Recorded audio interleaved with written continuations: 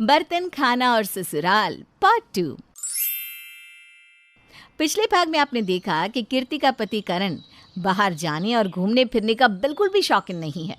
वो कीर्ति को कहीं भी बाहर लेकर नहीं जाता, जिसकी वजह से कीर्ति चिड़चिड़ी और परेशान रहने लगी है।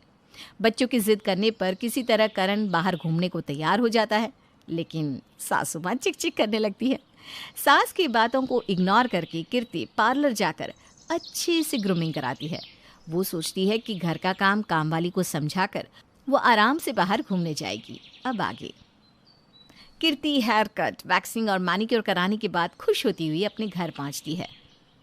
तू तो 2 बजे ही मटकती हुई निकल जाएगी, तो हम क्या यहाँ पर भूख हड़ताल पर बैठेंगे? मम्मी जी, अभी तो 1 ही बजा है। वैसे अब तक तो कमला को आ जाना चाहिए था। मैं तो ये सोचकर निश्चिंत बैठी थी कि कमला आकर खाना बना रही होगी। अरे वो कम वक्त क्या कम काम चोरी करती है। आज फिर कोई बहाना बना लिया होगा उसने। सबको यहाँ मुफ्त के पैसे चाहिए, काम करने के लिए किसी से मत कहो। अरे मम्मी जी, शुभ शुभ बोलिए। ज़रूर किसी के यहाँ कोई मेहमान आए होंगे, तभी उसे काम करते करते हुए लेट हो गया होगा। आप चिंता मत करो, बस आती होगी। अरे तो क्या उस नासपिटी के इंतजार में हम पेट पर पट्टी बांध कर बैठ जाए? हर हफ्ते इसका यही ड्रामा रहता है। कभी कहेगी मेहमान आ गए थे, कभी बीमारी का बहाना बनाएगी, और तो और ज़्यादातर इसकी छुट्टी शनिवार रविवार को ही होती है, ताकि तू घर में रहकर खाना बनाए और उसे कोई कुछ कह ना पाए। मैं तो कहती हूँ 6 आदमी का खाना बनाने में वक्त ही कितना लगता है। एक हम थे, हमने अपने ज़माने में अकेले 20-20 लोगों के परिवार संभाले। एक ये आजकल की बहू है, हर काम के लिए इनके पास मशीन है, फिर भी टाइम का रोना रोती रहती है। मैं तो कब से बोल रही हूँ, निकाल बाहर करो इस काम चोर को। इसके बेस्वाद खाने के इंतज़ार में बैठे आधे होते रहो कि मैडम अब आएगी और खाना बनाएगी। देखिए माँ जी, मैं ना अभी बाहर घूमने जा रही हूँ और इस समय मैं अपना मूड बिल्कुल ख़राब नहीं करना चाहती हूँ। मैंने ये खाना बनाने वाली खुद के आराम के लिए नहीं रखी है, मजबूरी में रखी है, और आप ये बात अच्छे से जानती हैं। तब भी 2 बात सुनाए बिना आपको चैन नहीं होता। आपको पता तो है कि दोपहर में मुझे बच्चों को लाने जाना होता है, जिसमें 1.5 घंटे से भी ज़्यादा समय लग जाता है। अभी यहाँ खड़ी होकर ज़बान ही लड़ाई जा रही है, ये नहीं कि इतनी देर में सब्जी छौंक दे। माँ जी, सब्जी कोई 2 मिनट में थोड़ी ना बनती है। अभी तो मैं बच्चों को तैयार करने और खुद रेडी होने जा रही हूँ। आप देखना, तब तक कमला आ जाएगी। पहले बोलकर खाना बनवा लेना और बर्तन बाद में करवाना उससे।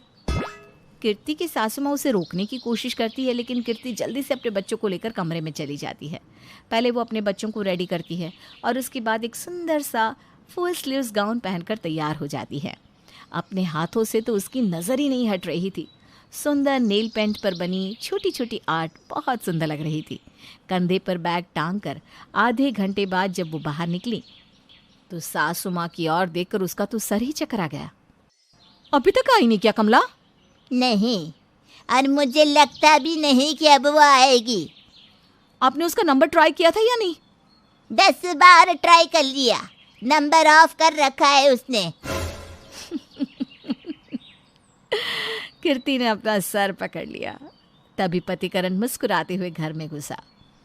अरे वाह कीर्ति, आज तो तुम बिल्कुल पहचानने में नहीं आ रही हो। ये ड्रेस तुमने कब खरीदा? अरे पापा, ड्रेस छोड़ो, मम्मा के नेल्स देखो। मम्मा आप ऐसे ही रहा करो ना प्लीज़। अरे हाँ भाई, गुड्डी बिल्कुल सच कह रही है। तुम रोज़ ऐसे ही सच सवर कर रहा करो ना। हाँ, सच सवर कर रहूं या फिर गाउन पहनकर बर्तन घिसूं? बोलो। अरे लेकिन बर्तन के लिए तो कमला आती है ना, तुम क्यों घिसोगी? हाँ, तुम्हारी माँ के अलावा 10 घर की नौकरानी से भी मेरी खुशी देखी नहीं जाती ना। तुम्हारी माँ साथ चलेगी नहीं और नौकरानी काम करने आएगी नहीं, तो कुल मिलाकर काम तो मुझे ही करना है। बस मन गया वीकेंड, हो गई आउटिंग। देखो कीर्ति, अब तुम ऐसी बातें मत करो, बच्चों का दिल मत दुखाओ। हाँ हाँ, दिल तो बस तुम्हारे पास है ना, हमारा कोई दिल थोड़े ना है। मम्मी आप जल्दी जल्दी काम निपटा लो, हम आपका वेट कर रहे हैं। प्लीज़ जल्दी से आओ ना मम्मी। छोटू की बात सुनकर कीर्ति जाकर सब्जी काटने लगती है। अच्छा ऐसा करो, तुम सब्जी बनाओ, बर्तन मैं साफ़ कर देता हूँ, जल्दी से काम खत्म हो जाएगा। ज्यादा जोरू का गुलाम ना बन। माँ को कभी एक गिलास पानी लाकर नहीं पिलाया और लुगाई के लिए बर्तन धोने तैयार हो गया। वाह रे वाह सपूत। माँ की बात सुनकर बेचारा करण वापस जाकर सोफे पर बैठ जाता है और कीर्ति का इंतजार करने लगता है।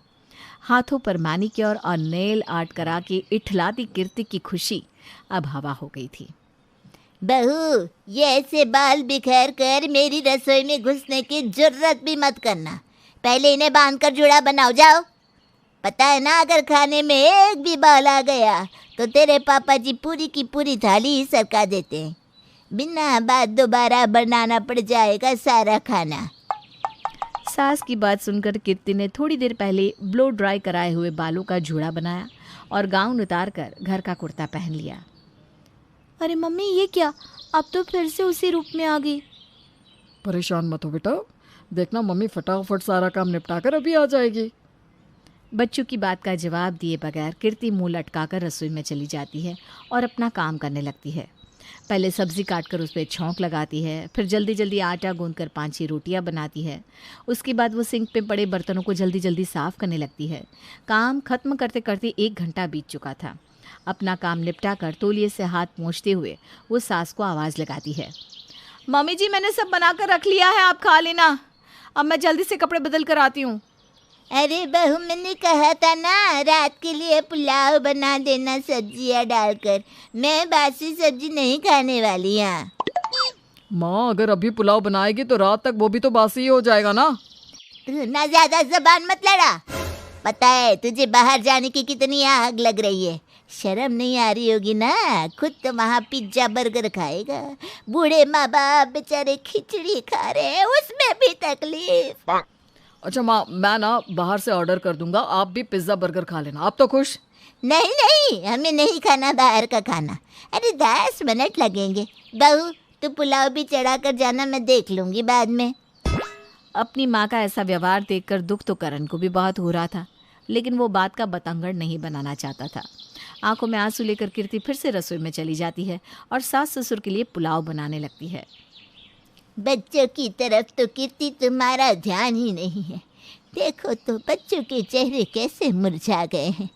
अरे जब इतना टाइम हो गया, 4 बजने को आए, तो ये नहीं कि बच्चों को खाना खिला दे। बस अपना फैशन और श्रृंगार दिखता है।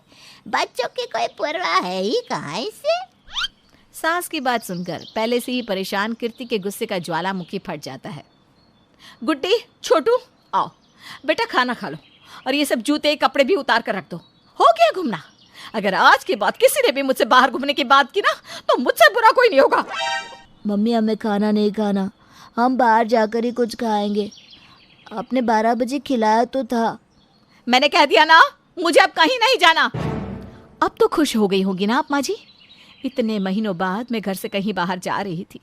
ऐसा तो नहीं था ना कि मैंने आपको साथ चलने के लिए नहीं पूछा था। लेकिन अगर आप साथ चलती तो ये सब जो आपने किया है वो कैसे कर पाती आप? अब मैं कहीं नहीं जा रही हूँ। बताइए, और क्या क्या काम कराने हैं आपको? कहिए तो अगले 2 दिनों का खाना भी अभी बना कर रख दूँ। एक बात तो मुझे आज समझ में आ गई कि आप सबको ऐसे पसीने से लथपथ घिसे पिटे कपड़ों में ही मैं अच्छी लगती हूँ। मेरी खुशी इस घर में किसी को बर्दाश्त ही नहीं है। अपने मन की भड़ास निकालने के बाद कीर्ति रोते हुए अपने कमरे में चली गई। अपने बिस्तर पर बैठी वो अपने नाखूनों पर बची हुई आधी अधूरी नेल पॉलिश को देखकर आंसू बहा रही थी। माँ, मैं इस घर की कहानी जानता हूँ, इसीलिए मैं खुद कभी बच्चों को कहीं लेकर जाने के लिए तैयार ही नहीं होता। आपको बुराई ना मिले इसलिए मैं खुद ही बच्चों की नज़रों में बरसों से बुरा बना हुआ हूँ। लेकिन आज तो आपने हद ही कर दी। माँ, कीर्ति बहू है आपकी, और आप कमला और कीर्ति के बीच का अंतर समझती हैं? क्या हो जाता अगर आप एक ही सब्जी को फिर से खा लेती या 2 रोटी खुद बना लेती? जब कीर्ति नहीं थी तब भी तो ये घर चल ही रहा था ना। हाँ देखो, बोला बोला जोरू का गुलाम। बस करो माँ, अब कभी नहीं बदल सकती। करण कीर्ति के पास जाता है। मुझे माफ़ कर दो कीर्ति, मैंने बढ़ावा दिया तभी तो माँ इतनी हावी होती चली गई तुम पर। अब चाहे जो हो, हम हर शनिवार को बाहर घूमने ज़रूर जाएंगे।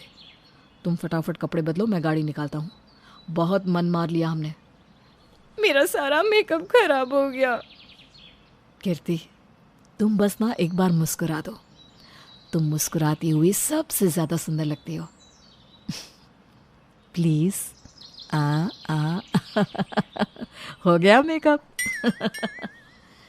पति की बात सुनकर कीर्ति आंसू पोंछकर मुस्कुराकर जल्दी से कपड़े बदल लेती है। बच्चे भी मम्मी को तैयार देखकर खुशी से उछलने लगते हैं और आखिरकार कीर्ति का घूमने का प्लान सफल हो ही जाता है।